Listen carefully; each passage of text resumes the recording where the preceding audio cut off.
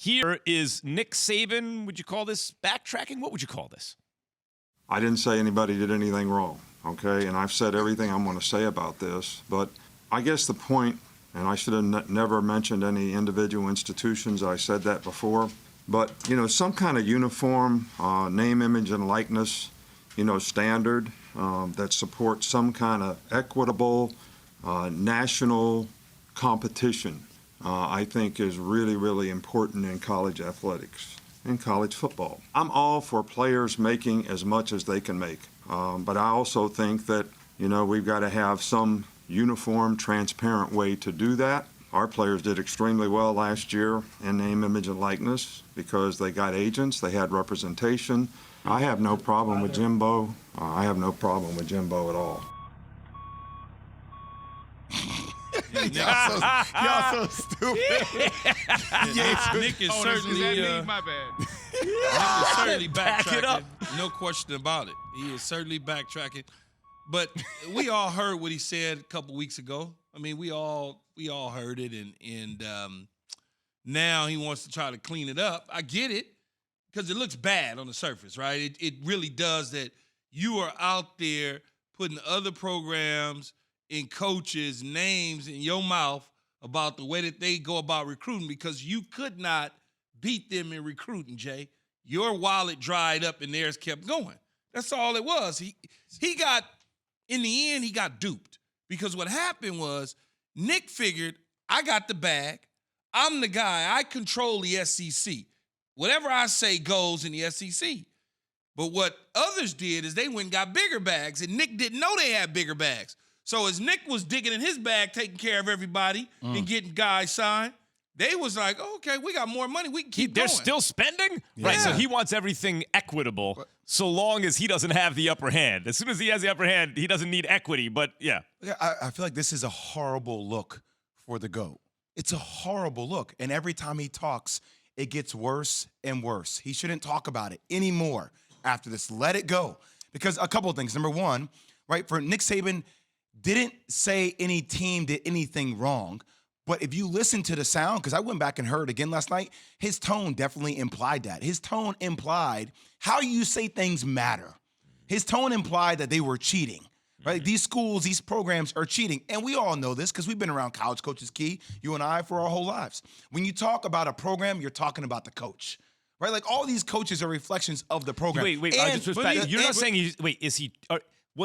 did his tone imply that they were cheating, or did his tone imply that they are exploiting something that's basically unfair? Well, whatever way you want to interpret it, I interpret it as like cheating to me. That's how I interpret it. And the last thing on the back end of it is when one coach, after he hears your tone and it feels personal to him, replies to you and kind of alludes that I know where all the bodies are buried, and then you start backtracking like this, it makes you wonder. No, but he certainly mentioned the universities and talked about Biden. He talked about Jackson State and getting the top player on defense and said that he read about it in the newspaper. He specifically said that. No, well, that's what I'm saying. Deion's not allowed to have one guy. Just give me one. Can he get one? But that was my point. When you say, like, when I say Duke, who am I talking about? When I say Duke basketball. Sure, of course. When Coach I say K. North Carolina basketball, you're thinking about Hubert Davis. Like, when I say, like, USC football, Lincoln Riley, you automatic. These coaches are reflecting. Hey, their names. Yep. I'll keep Lincoln Riley's name out of my mouth. Please keep the Trojans out your mouth. We're doing everything right. Leave us alone. He'll have no problem with that. Yeah, Go ahead, yes.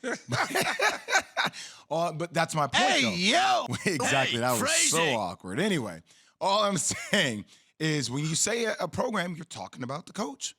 That program, Absolutely. it's the coach. Same thing. And Nick, again, Nick has lost control.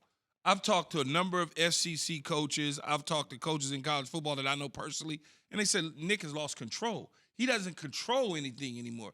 He's not the godfather. He's kind of losing his power right now, and it's a little scary for him because he's never been put in that situation. That makes sense because when people are scared, especially if you're older and stuff changes.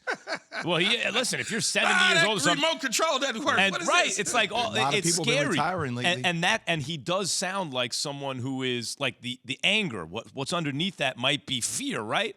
But what the reason I agree with you, Jay, that like it looks bad for him is, hold on, coach, when everything was going your way, it was all good, right? As soon as there's one other school that can recruit better than you because they got deeper pockets. He lost a lot. He lost some players to Texas. Okay. Texas A&M, Well, LSU. I'm saying, but Ellis, this one, that one, but I'm saying there's one that has deeper pockets for sure, right? Yeah. Okay. And there are others now who are more leveled the playing field. And then there's Deion Sanders, who gets one single guy. But that's my thing that I don't understand, come though, on. Max. Like, being around guys like Coach K or being around guys like Jimbo or Nick Saban, they always minimize the noise. Like, they minimize all the static around the program. I don't understand why he would feel so comfortable to speak that way to begin with. Well, I think what happened with Prime's situation is he was trying to spread the blame, so to speak, on where the NILs are at right now. So his natural thought is Jackson State, Deion Sanders. What he was trying to do is blame everybody. Instead of just saying Jimbo Fisher and Texas A&M.